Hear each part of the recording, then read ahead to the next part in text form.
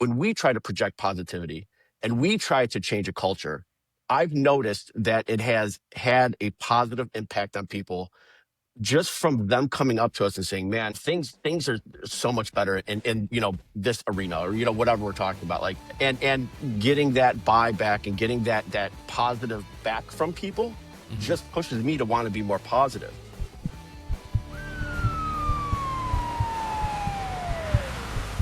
The views expressed on EMS In and Out are solely those of the hosts and do not represent any affiliate agencies or employers. This podcast is for educational discussion only. Always follow your local protocols and consult your medical direction when applying any clinical practices discussed.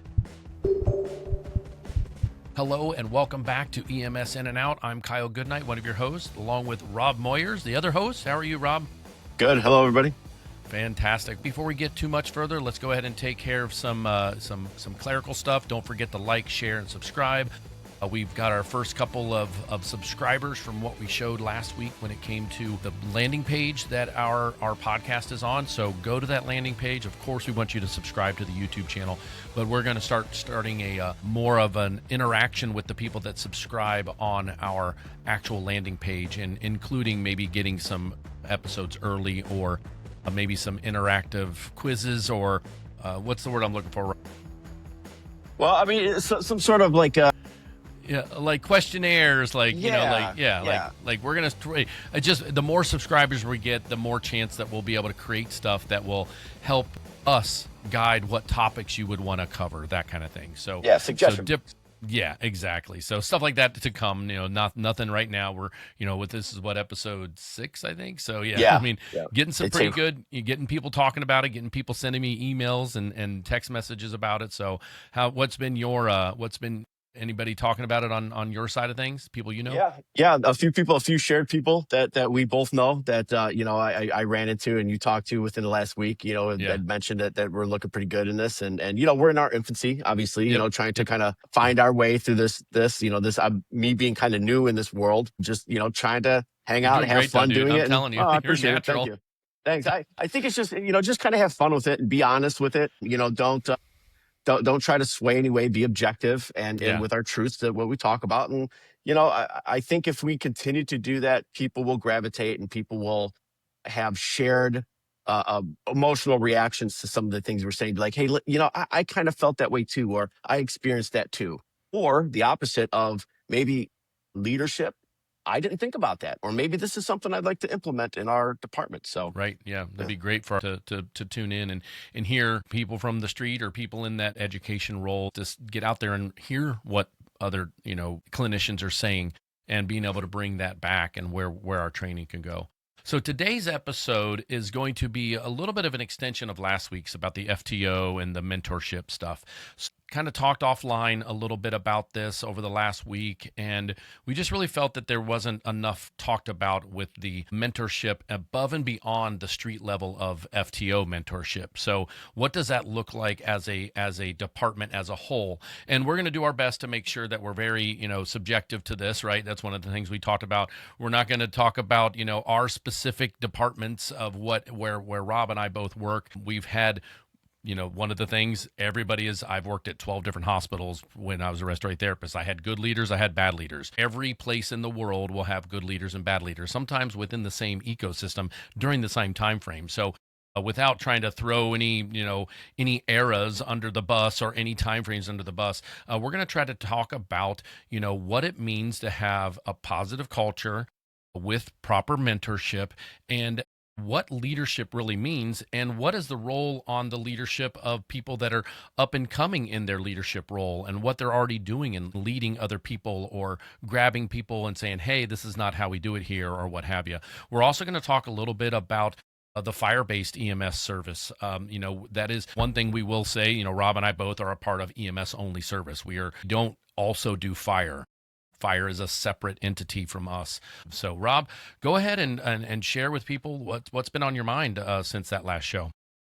So I think we had a really good in-depth discussion about FTOs in general, but they're a part of a chain, right? So as I kind of look back at what we talked about, I thought a little bit about zooming out and seeing it as a whole and all the pieces parts. We talked about one link in that chain, but that that link can make or break a chain, but also that chain can be broken in other areas. You can have, FTOs that are super positive, super solid, but aren't empowered to do what, the most that they can do. So, I guess I kind of looked at it from like individual areas. You have your admin leadership, you have your field training officers, you have your, the under administrators, which is kind of where I'm at in far as my career. I'm not, top of the ladder admin, but I work under that admin to do a certain task. I'm in education, right? So, and then those unofficial leaders, we often overlook your senior people that are out there that aren't necessarily FTOs,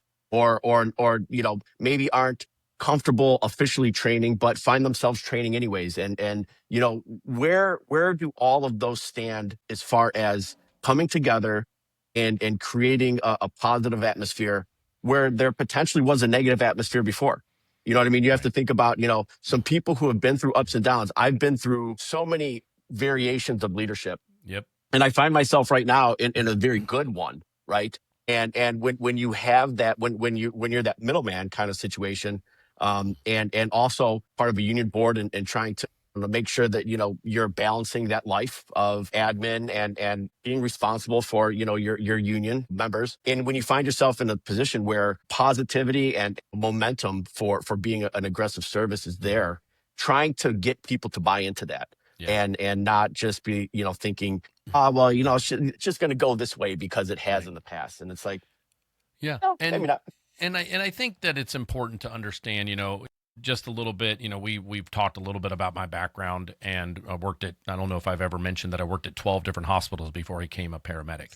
So that means 12 different, completely different types of systems, even some of them within the same system, Yeah. you have different hospitals at different places that are still part of the same major system, but how that culture is in that hospital. And I've worked for good cultures, and I've worked for bad cultures, and I've worked for fantastic cultures that I learned from and I still carry to this day. And that's no different in the EMS world.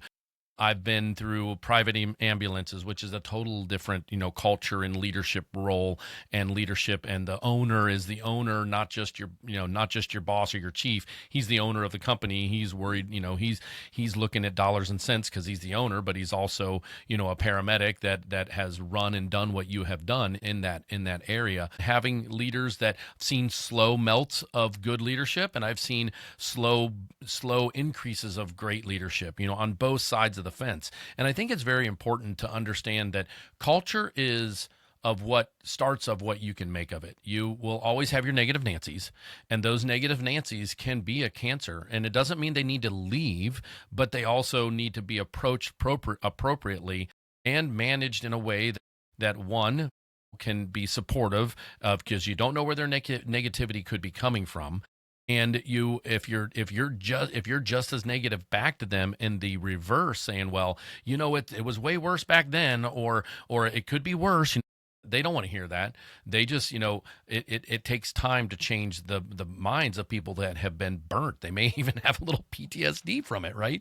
Yeah. Yeah. Or PTSI. Sorry, I want to make sure we start using better language when it comes to that. But so I understand that, and I get that, and it's tough, for people in our role. We're in kind of this little midway leadership role where we're still, for me, I'm still in the truck, but I'm also looked at as an educator, and people come to me and say, hey, I like this type of training, or I wish we did this more, or I wish we did this less, what have you. So when it comes to training specifically, what is it that you have seen over the time? Because like I said, I don't know if people remember hearing about Rob's last few years, but he went from, being someone like myself on the trucks, and now is a 40-hour education role. So tell us some stuff that you've seen that has gotten better, in the time frame that you had a focus on, or you had a hand in, not so much, department specific, but things that you saw from a higher level that you were able to influence as a leader. Well, a couple things that I've noticed, when you're in the field and you're doing the job, you are working in a 10 to 15-second decision type situation where you see something and you react, and you maybe fix it, you maybe don't. There's no time to discuss. Sometimes there's no time to think tank. There's no time to tabletop. You know what I mean? And then going into the admin role, and then especially now being in the union board role, understanding how things work and then being able to communicate that. So, there is, I'm lucky enough, again, I'm lucky enough to be working under a really nice leadership umbrella, a really good progressive medical director. Yeah. So Yeah. I Medical director. find myself as almost a middleman. Sometimes people want things done quickly, and then you try to take the time to explain, this is the process A, B, and C has to happen. Understanding what the agenda is of the leadership, and then being able to translate that to, members and that kind of stuff. And just how things are dealt with.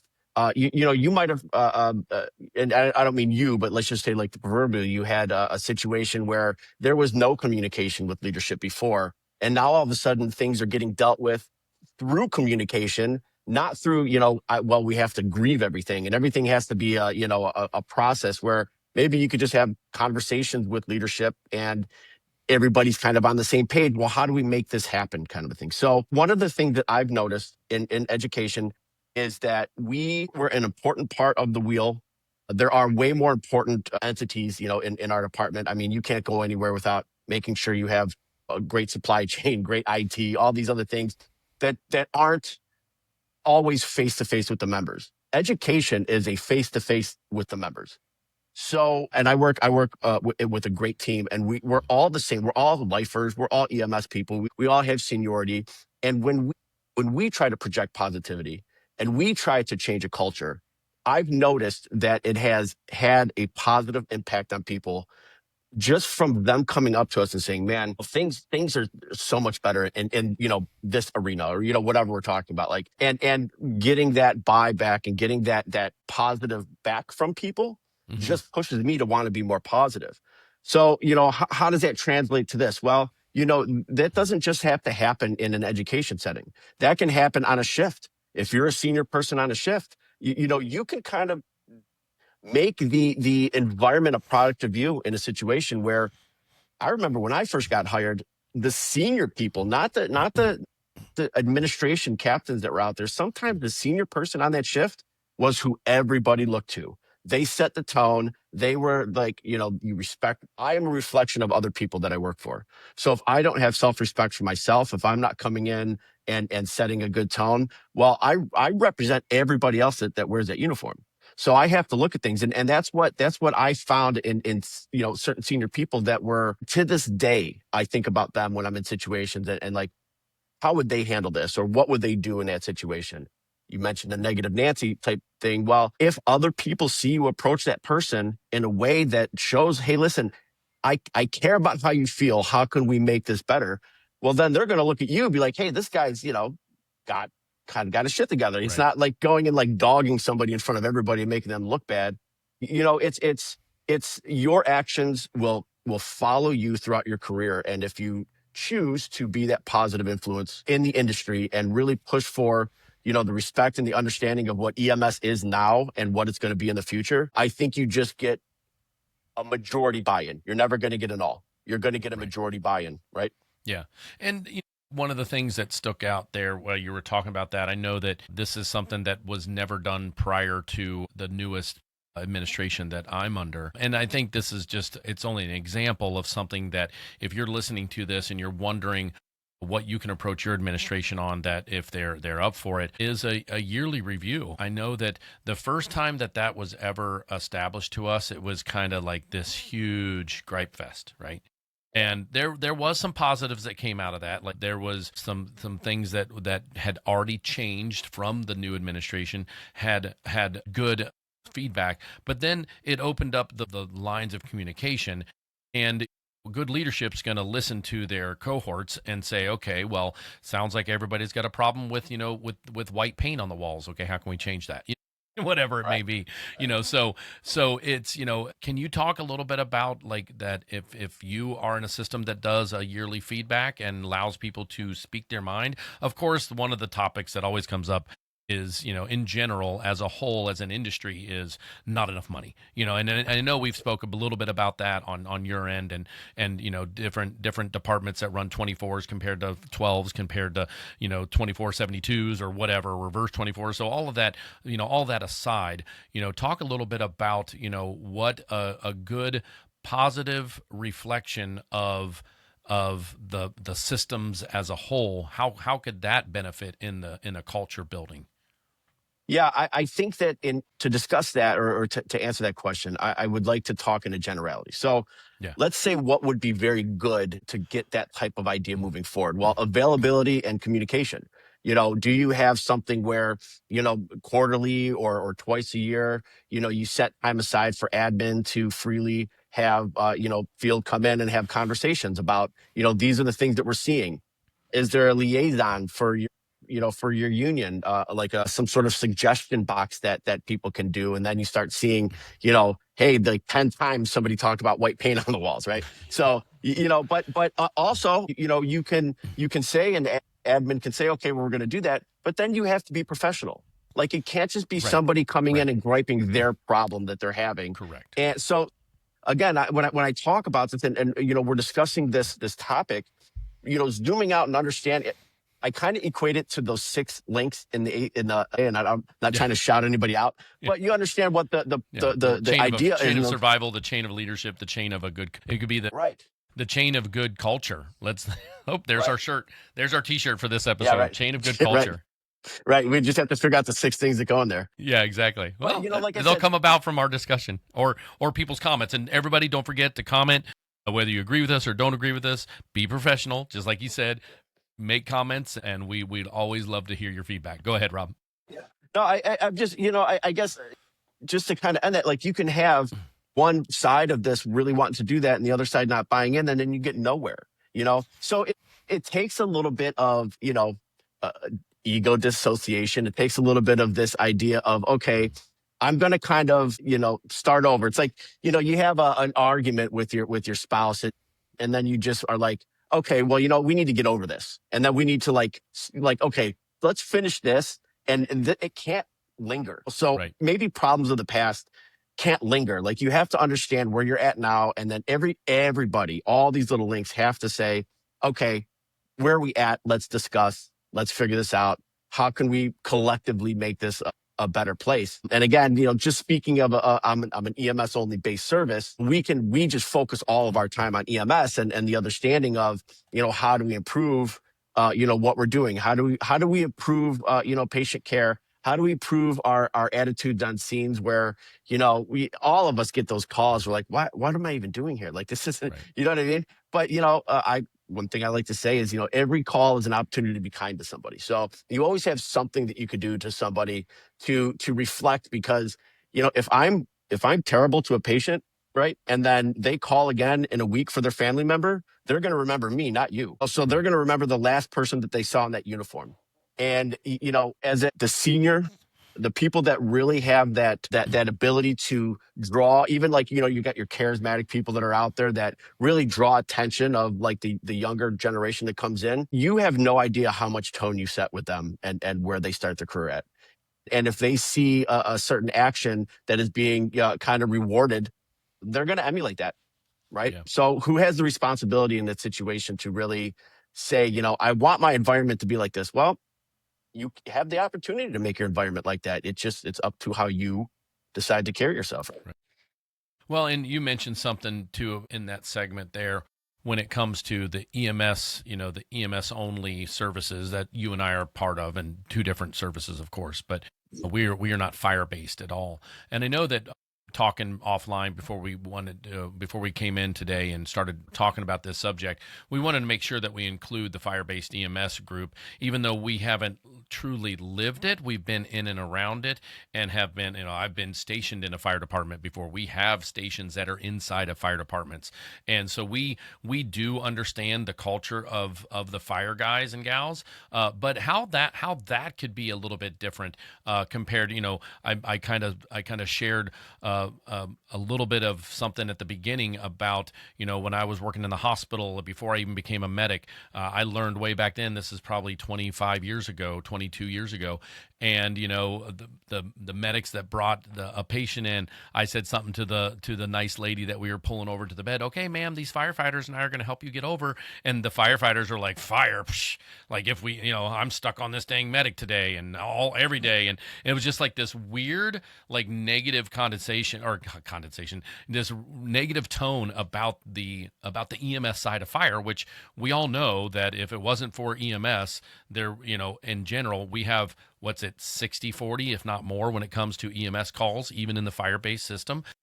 And it is the bread and butter. It is what's billable, when it comes to, I mean, unfortunately, I don't want to bring money into this, but it is something that it's predominant, even in the fire-based service, that it's EMS that is taking the majority or most of the calls. So talk a little bit about that, because you're in a unique situation where you not only teach the fire guys prior and gals before they become EMTs or paramedics, but you also have just this dynamic, without getting too deep into the specifics of what your department and how the fire people around you work. But let's talk a little bit about that fire-based service where there could be, the training in fire is way more than the training in EMS. And what does that translate to when it comes to culture? Because then you've still got the culture of what fire is. Fire has its own culture, and that's a nationally known thing. So where do we make sure that we understand that as a whole,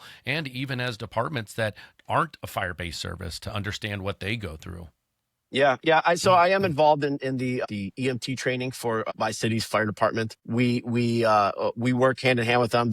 We call them they're our first responders. So there's a lot more fire-based engines that we have mess, and then they're able to kind of show up on scene relatively quickly and deliver life-saving care. So that's kind of where we look at our partnership there. But when you're in a city like that, there's enough fires to like justifiably say, listen, the fire department is a fire department own entity, because they're fighting fires. Right. So the old adage is, listen, if you want to really fight fires, you go to Cleveland. If you want to be a police officer, you go to Cleveland. If you want to do Right. EMS, you go to Cleveland. Yeah. The suburb fire departments, there's just not that volume of fire, right? To the point where you can arguably prove that by saying, well, every city doesn't have a ladder truck. Sometimes, it's financially sound to have a group area of, a couple different suburbs to then share this apparatus, but they all have ambulances. Right. So when you have a city and you're a new person in a city, where do they put you? On the ambulance, because Yeah. the senior guys I've spent my nights awake, running on 4 or 5 calls in a night, and you're up all night. They don't want to be, and hence the reason why the guys that were helping me bring that patient over to a bed, they were just like, I'm done. I don't want to. This is not fun for me. This is not what this is not back then, even 25 years ago. This isn't what I signed up for, because that was in that weird period of time where I think EMS was still finding its way as a whole, let alone within the fire service. Yeah. And from my perspective of training, 20 hours is 20 hours of training. Let's just say an arguable number of 20, right? Well, if I wear one hat, EMS hat, I get all 20 hours of training. And Right. You can really deep dive into that. How good is your training? Are you doing simulation-based type stuff? Are you running scenarios hands-on, pulling up demo dose meds, doing the actual training, versus somebody coming to your station once a month with a slideshow and saying, okay, we're going to talk about this? Because I can't imagine, and again, I don't have fire-based history and knowledge, but I can't imagine learning how to fight a fire through a slideshow. Right. Yeah, they do a lot of, yeah. So, you have live burns, you have certain hands-on stuff that you do. So my challenge would be setting up a dump tank. I mean, that's not Right. something, I've seen the fire guys and gals set up dump tanks as they're training that day, and that's their hands-on, and they inevitably have to do that, like very Right. quickly. But, when it comes to what they do, when it comes to EMS training, it's either, it's a lot less, or they rely on one time a year to pack it all in 1 month so everybody can get their credentialing. And fire-based services that are really in the EMS spectrum and have good medical direction leadership in general, and have good training departments. I'm sure that those are departments that have maybe somewhat equal. But Mhm. on the other Yeah. hand, because we know that there's all different types, even municipalities that have EMS only people inside of their fire department, and they're still one entity. So we know that there's different places around the country, different places like in rural areas with volunteers compared to EMS and all that stuff. So, we don't know every part of the nation and the way that they run things. I mean, we've got some states that have state run protocols or state run scopes of practice. And then we've got other states that every single county in that state has a different scope of practice, So, Every time you say that, that boggles my mind. yeah, I know. And it's just, and is that changing or is it more of a regional thing?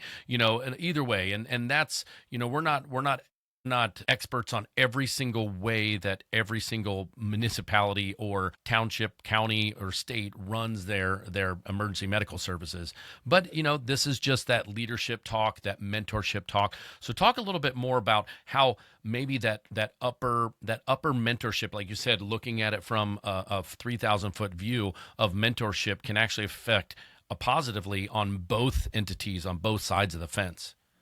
Yeah, I mean, I'm not saying this by singling out anybody again, just to kind of mirror what you said. I don't know how different departments are run, but you said something that was kind of important to this, from medical direction to higher administration. If you take EMS seriously to the point where you are developing fun training, a partnership with your hospital and going to sim labs, cadaver labs. There are services in the state that you can hire that will give you paid actors with Yep. moulage Yeah. and set up scenarios, set up some sort of mass casualty incident. So the buy-in on that part is from top down, because the people that work there are, anytime you make something fun and more involved, people are going to gravitate towards it. They just are. It's just human nature. That's why firefighters that I know, they love going to live burns. It's fun. You're doing the You're job. doing You're the doing cycles, stuff. yeah. It's exciting, right? So if you could do anything, if I could suggest anything to any department, anybody's listening, buy in a little bit more into your education department, and maybe being a little bit more advanced in your protocols, because you can only do as much as you train. So if you're not really high end as far as education and competencies and stuff like that, getting a medical director to buy in to do something like figure thoracostomies, well, you better have some really good training when you're talking about that, or whole blood or vents, this kind of stuff. And then, you have something to hang your hat on, and people will be proud of that. If whatever department you work in, whatever city you're in, if you really push this out there, I mean, you get news stories, you get all kinds of things, and people will love that, and people will share their pride in their department. So, you have to invest a little bit. You have to have this "we are fire and EMS" idea. You know what I mean? And I think if people were to do that, if you had somebody wanting to change a culture, that might be an easy way to do it. And I say easy because you had mentioned money and all these things, and Yeah. but you have to have people who want to educate. Like, there's a whole lot of things that go Mhm. into it, but that seems like a good, clear path Right. to start changing a culture, if that's what you want to do in your department. Yeah. And I've been a part of good medical direction and been a part of hands-off medical direction in general. And whether that be in the private service, I guarantee you we had a medical director when I was in the privates, but I didn't know who they were. I never met them. They weren't part of the education process. They weren't at our core, we didn't have core comps, but they weren't part of our sim labs and stuff like that, or even monthly training. And then you're in a department that you have a very active medical director that wants, his name's or their name. We do have medical directors that are women as well. So their name is on the protocol that it's their license you're operating under, So, Yes. when you have a hands-on medical direction, I think that's very important for a good beginning start of where the culture could change, and making sure that people understand that it's a learning based version of all the different training that's coming about, that this isn't, punitive, isn't, if you mess up in a scenario, it's okay. Well, I can, talk to us more about what you were thinking there, or Right. what disease process you thought this person was having, or what have you. And if there's something that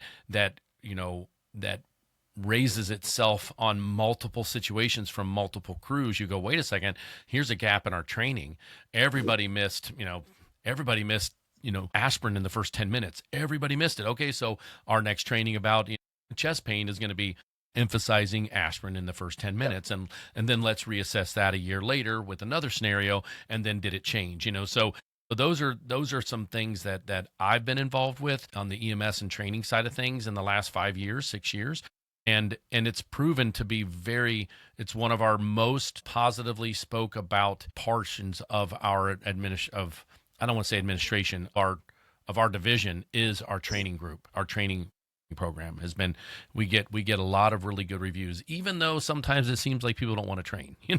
They still think of it as positive, like at least we're getting something. And all of my stuff is every 3 years, because they plan it out to make sure that if you just come to work and if you just do the training, everything every 3 years is taken care of when it comes to your state certs.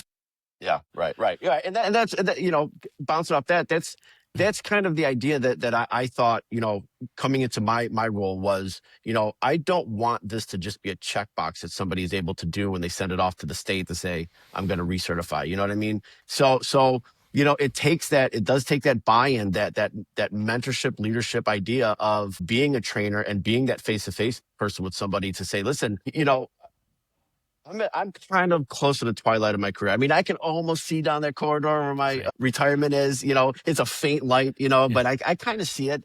And people are asking me. I just I just got elected onto my union board. Like, why are you doing that? You're at the end of your career. It's like I still care. Yeah. Like I There's want wisdom, to leave this. Yeah. And if I don't share what I know, and I don't fight, and I don't use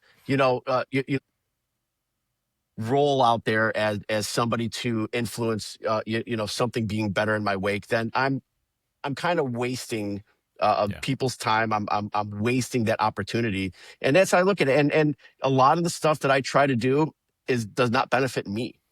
You know what I mean? It's really trying to look at how can I benefit the field. We've had some discussions offline, the things that you've worked on over the last few years that will not even come close to helping you and I in our time frame of our career. It's going to help everybody, prior to that, or after this, and that's important.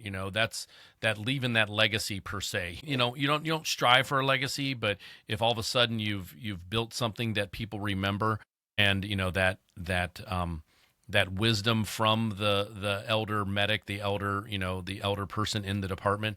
I'm run by a department where the person who is my boss is younger than me, and that's a weird that didn't happen in the beginning of my career. Most everybody I was younger than, and then now you're getting to the point as we're senior people, you get some leadership, or you get some whatever that means, lieutenants, captains, chiefs, directors, whatever you want to call them, that are clearly younger than you, but they have great ideas. They came from great systems prior to this that were doing really good things, and they have good ideas, and you're like, okay, let's support this. I mean, maybe someday I can influence them in a discussion that shares some wisdom that may help them make a decision, and not knowing I will, but having those conversations and letting them build their system that they see in their. Yeah. So it's just like I said, we're doing our best not to talk specifics, and it's hard not to, because we know what we know. And like we talked about before, we've had good leadership and we've had bad leadership, and we've had leadership that's wishy-washy even in the middle of all of that. We've had the good leaders inside of bad leadership. We've had the bad leaders inside of good leadership. So that mentor is very important. My mentor that I claim as my mentor, and I've told her that, I'm like, by the way, you're my mentor. I have a meeting with her every single quarter. We get together. We usually, it's not on duty or anything like that. She doesn't even work with us anymore. She works for a different department. But I told her, I said, listen, you influenced me in more ways than you know, not only personally, but in my career and mental health wise, that I consider you my mentor. And I hope that's okay. And would you be willing to take that role? And she agreed. And we've had great discussions. I lean on her. She sometimes asks me questions because she respects my background and what I've been dealing with, growing my leadership roles here with the department that I work for. So what about the mentors that are out there that, don't even know they're being mentors? Like, is that something that you think we should bring more up to the EMS forefront is maybe some form of formal discussion about how mentors work or finding mentors. Or, I mean, it was naturally for me. I don't want to go into like an Yeah. application. You're like, I would love to mentor someone. Like, I would love someone to be under me that I can mentor who's brand new, but that role hasn't come about yet, So Yeah. talk a little Yeah. bit about that type of mentoring part of it. I think that's a great point, and I think that's kind of one of the reasons why I wanted to have this discussion because you apply to be an FTO.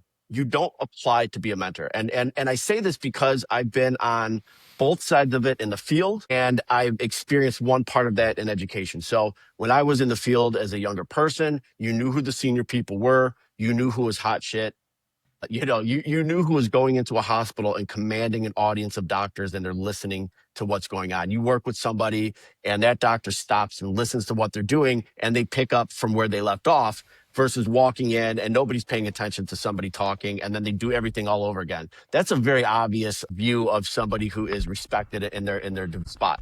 They're not necessarily always FTOs.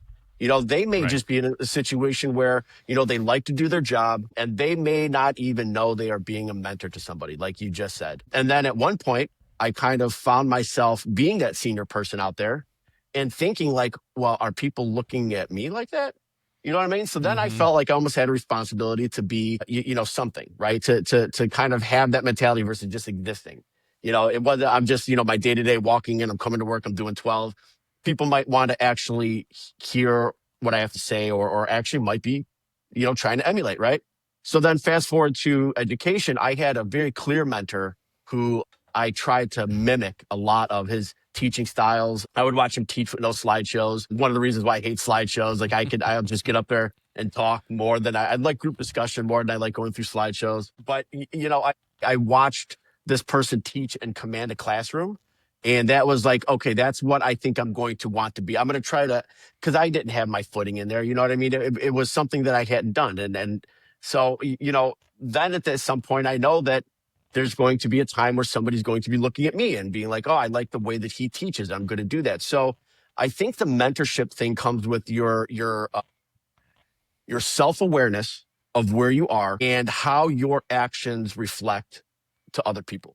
Yeah. And taking that moment, everybody can be in that situation where they could be a mentor in a time, like in a call or for a shift, and then maybe that person really does gravitate towards you, and now you just kind of become their unofficial mentor because Right. they're coming to you, once a week or once or twice a week with questions on calls and stuff, and that responsibility we have then as senior people or experienced people, we need to take that seriously Yeah. because then that when you have that, then that person at some point becomes a senior person. Well, they're going to look back at it and be like, well, this person was answering questions. So maybe that's what I need to do. I need to be available for people. So you're setting a generational tone in your departments of what do you want that environment to be? And it's only going to be what everybody does, right? I mean, your actions are going to dictate the mentality of the people, the environment that you're working in, the happiness that everybody has, and the administration's ability to empower you to be that person, right? Yeah. Yeah.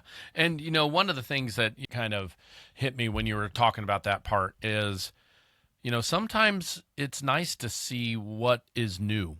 We're 22 years in ish, respectively in that range between with both of us. And, there's things that like the new people that come in, they can be a little bit of an educator for us. you know, Yeah, well, yeah, yeah, hey, this is the way that things are being taught in the paramedic program now. I mean, you're part of your EMT program, so you've got a better handle on that of what has changed and what you're teaching the new group of EMTs and EMTPs coming in. But those that are out there that aren't in that education role, who may not be teaching at the school level, that are just the senior people that just do their job. They come in, they're good medics, they're good EMTs, they've been here for years and years and years. That attitude of that new person not knowing anything. I mean, don't get me wrong, green is green, but how you approach them and what kind of benefit of the doubt that you give them and how you speak to them could very well be something that that gets kicked off in the proper way with that new person coming in wanting to be a sponge. And this is talking to the new EMTs and the new paramedics out there. Just because you may have been doing it in a really busy system and you've been doing it for a year, you come in and just the ways are different. Be a sponge, be that accepting person. So it's kind of like a shared responsibility between the two individuals that may be new to the place and new to the industry, but also understand that that new person to the industry can bring valuable information in, so Yeah. Oh yeah. yeah. Don't just write them off as like, wow, what do they know talking about this? Well, maybe listen, maybe they've got something that you didn't know that changed, because if there's one thing that's happening in medicine, it's change. Yeah, absolutely. Yeah, I think back to, we were doing training on ketamine, and I was seeing some of the younger people do this intubation with a bougie kind of a thing in the ET tube. I'm like, wow, that's pretty cool. Like I've never, I'm old school, laryngoscope Yep. tube, whatever, and watching these some of the newer people do this, and it was a cool technique. I'm like, rock on, man, keep doing that, keep bringing that kind of stuff. I want to see that. And when you, I feel like when you do that, people will then reach out to you and with some new stuff or some new trend or whatever. Hey, Sarge, take a look at this. I'm going to send you this email. Take a look at this new technique or whatever.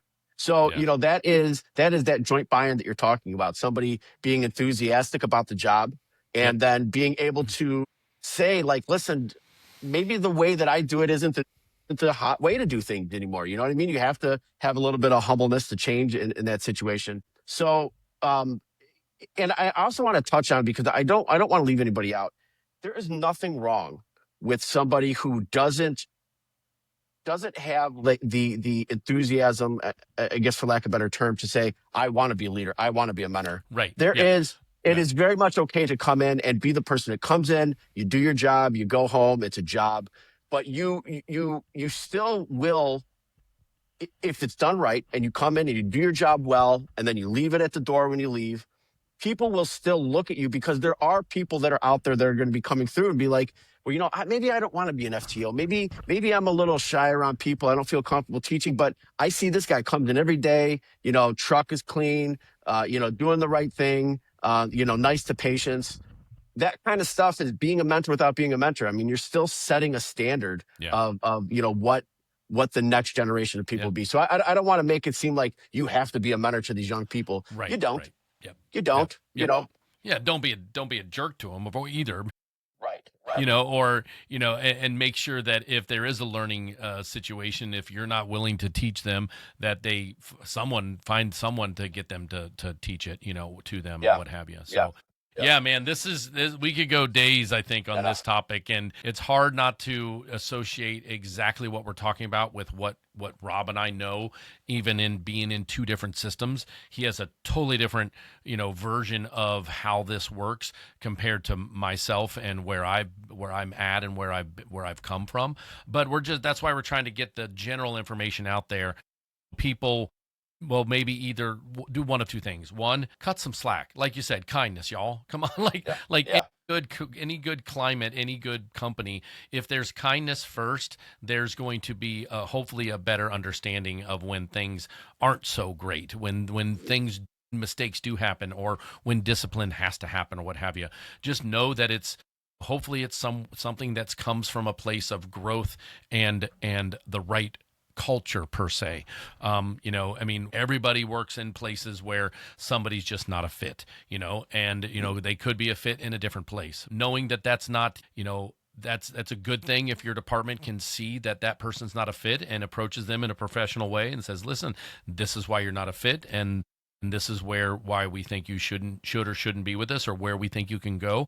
I mean, I remember my mentor, she straight up told me one day, dude, and I will never forget this. I remember exactly where I was standing. She goes, you know what, Kyle, you need to work on your emotional intelligence. And I'm like, I am a very emotional person. Like I'll put the right song on and I'm crying, right? Like I've got emotions. And she's like, no, not emotional intelligence. And that's a whole different thing. And I'm like, well, aren't you just born with emotions or knowing it? Because some people are stoic and some people are cry at the drop of a hat and that kind of thing. Some people are passionate and some people are happy all the time. And she's like, no, no, no. Emotional intelligence is so totally different. You can work and you can build emotional intelligence. Your personality, that's not the same thing. Your personality has nothing to do with emotional intelligence. You could have this outgoing personality and have zero clue of emotional intelligence, like me back in the day. So I've, I mean, there's some things that taught me, not only for my career but also taught me in my personal life, and maybe that could be a subject we talk about in the future, is what emotional intelligence looks like inside of the EMS and fire service. Yeah, we've mentioned it several times, the critical thinking being probably the number one thing that you need to develop in this job. I would arguably say emotional intelligence is number two. Yeah. I would Yeah. say those are the top two things that can make or break somebody. Yeah. I mean, if you don't have a handle on both of those, you're going to have a tough time doing the job and staying with the job as far as it not tearing you down. Yeah. Yeah. So yeah, that's a good topic to touch base on sometime, when after we get some of the other stuff out of the way that we want to do when it comes to, actual practice. So this was just a great little secondary future, bigger discussion, like Rob mentioned earlier. Our last episode with the FTO kind of weighed on us both, and we're both going through some new employees coming into our system, and what that means, and how we approach them. And we've got one of them working on my crew now, one of our brand new employees that is now with us on a daily basis per our days. And just I haven't had a new person, and I'm not the FTO. I'm just somebody there that can teach him things. That I am an educator, of course. I am a shift clinical person that teaches everybody. So I've got to have a certain role, even though I'm not labeled FTO. But I also have to make sure that I don't step on the true FTO's feet of what he has to accomplish with that new person. So, yeah. But yeah, so just a great topic to talk about and unpeel more. I hopefully will talk about this more as we go through things, and that critical thinking, that emotional intelligence, those will be things that we touch base more on. I just said more on. And I cut that. Mark it. Actually, no, I think I'm going to leave that in. No, right. Yeah, you should absolutely leave that in. I'm gonna leave that in, yeah, because absolutely that's one of the funniest stories. One of my buddies was supposed to be doing a speech for one of his best friends for his wedding, and somebody gave him the challenge of saying the word moron inside of the speech, and he figured out how to do it. Oh, those are great things. I trying to get words into your reports. You know what I mean? Like you get like a new word that somebody teaches you. Like, I have to get that in one of my narratives in my report. I have to fit that in somewhere, right? Yeah. All right, everybody. Thanks for tuning in to the EMS In and Out podcast with Rob Moyers right over there, sitting there with the dark rim glasses on. I don't ever wear my glasses during recording, but I don't want us to be twins, because a lot of times the thumbnails are being made where we look somewhat the same, except for you have glasses and I don't. Yeah. I still need them. You're kind of blurry, but I know what's going on when I'm talking. So, but otherwise, don't forget to like, subscribe, and share. Hit that subscribe button on YouTube. Go to our landing page, which will be in the show notes, our direct landing page for our podcast itself. It'll have a purple subscribe button in the top right, purple, blue, somewhere on there, depending on the hue of your screen. I've seen it on a couple of different screens, and it's a different color each time. So top right says the word subscribe. Click on that, subscribe on that as well. As we start getting more people subscribed to that, we'll start developing some stuff that's specific to those folks to help get things like our episodes out early, or maybe different types of surveys or suggested next episodes or future episodes. And of course, as always, if there's something you want us to touch base on, please put it in the comments. Be respectful. If you want to make a comment about this episode, we talked a little bit about the fire side. We're both not fire guys. Maybe that someone listening to this who is on the fire side and wants to talk about their culture, please, but don't hesitate. Shoot us a message. We'd love to have you on. We're eventually going to get the guests, and we want to make sure this is a well-rounded podcast for all of us in the EMS industry. Absolutely. I'd like to think that, if somebody's listening to this and they see an opportunity to better their department based on something that we talk about or based on something that somebody else suggests that becomes a topic for us. I'd like for us to be that bridge gap, to that kind of stuff. So, again, just to comment on what you said, please, if anybody has some really good professional ideas we can discuss, or in addition to something, problem, throwing that into the beginning of an episode, be like, hey, previous episode we talked about this. Yeah, somebody brought up a great this was point. a question by someone, or this was a suggestion by someone. We can absolutely bring that up and get some clarification and fill some gaps that may be there that person may have felt that was left in or out. So all right, Rob, thanks again as always. I appreciate your time, always showing up and being on point. You don't have your hoodie on today, dude. No, no hoodie on today. I got the thin hoodie. I was working. I was trying to put a table together, so I was sweating, so I just took that off, and I'm like, all right, I'm going full t-shirt today. I don't stray far, t-shirt or hoodie. You're gonna get one of the two. Yeah, one of these days I'm just gonna show up in a suit and tie and just kind of mess with everybody. Oh, that will mess up people. Yeah, or a polo. I've never seen you in a polo. No. Man, it's tough. I start itching. I get all itchy. Well, don't you have polos for your uniforms? They got a collar. Yeah. So I kind of think of it like, wearing a uniform, and having that. I think it's just kind of one of those things where when I'm not in uniform, I don't want to be in uniform. I want to be my. So I spent so many years in the hospital setting wearing scrubs.